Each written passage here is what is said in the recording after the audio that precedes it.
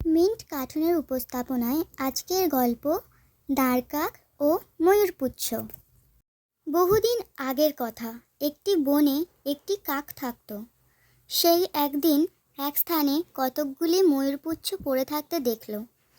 কাক সেটি দেখে মনে মনে ভাবল, যদি আমি এই ময়ূরপুচ্ছগুলি নিজের পাখায় লাগিয়ে নিই তাহলে আমিও ময়ূরের মতো দেখতে সুন্দর হয়ে যাব। এই ভেবে কাক ময়ূরপুচ্ছগুলি নিজের পাখায় লাগিয়ে নিল। দাঁড়কাকেদের কাছে গিয়ে বলল, তোরা অতি নীচ ও অতি বিশ্রী, আর আমি তোদের সঙ্গে থাকবো না, এবং গালাগালি দিয়ে ময়ূরের দলে মিলতে গেল।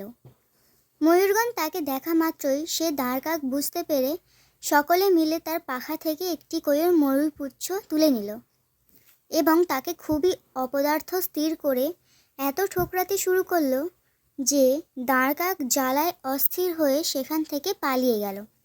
শেষমেশ সে আবারও নিজ দলে মিশতে গেল।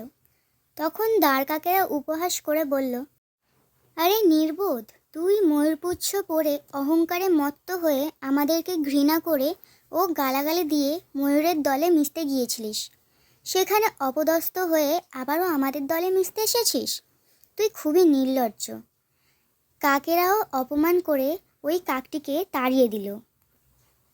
তো এই গল্প থেকে আমরা এই শিখলাম, যার যেমন অবস্থা সে যদি তাতেই সন্তুষ্ট থাকে তাহলে তাকে কারোর কাছে অপদস্থ হতে হয় না।